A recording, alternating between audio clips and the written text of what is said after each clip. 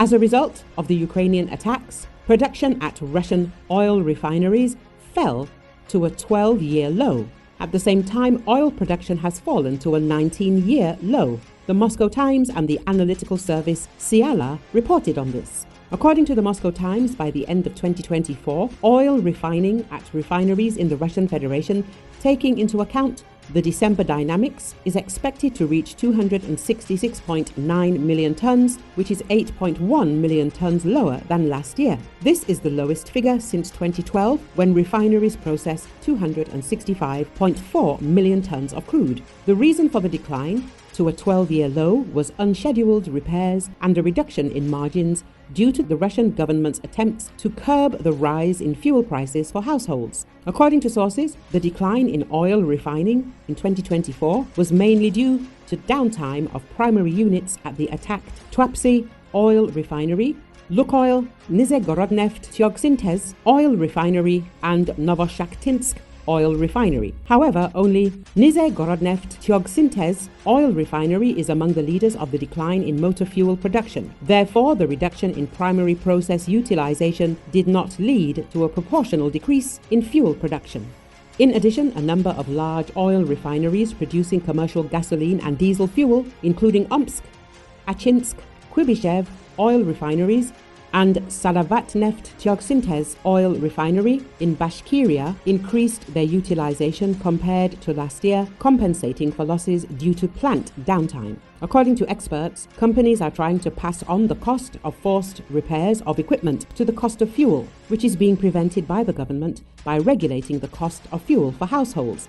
However, this still led to the largest jump in retail gasoline prices in 13 years. The price increase was 11%, rising to 60.57 rubles per litre, making it the first time in 6 years that gasoline prices have risen significantly higher than general inflation. For comparison, in 2023, gasoline prices rose by 7.2%, in 2022 by only 0.9%, and in 2021 by 8.9%.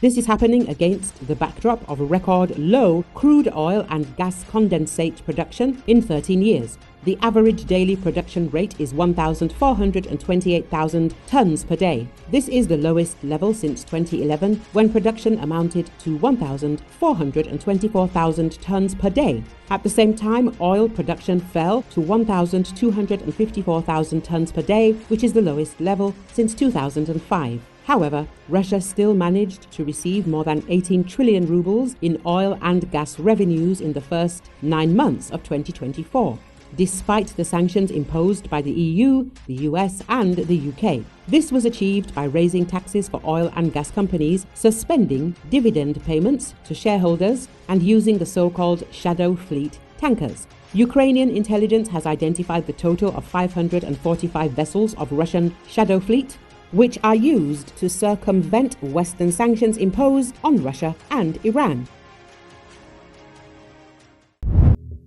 Mi-8 helicopter belonging to the occupying Russian army was destroyed as a result of the operation conducted by the main intelligence department of the Ministry of Defense of Ukraine in Crimea.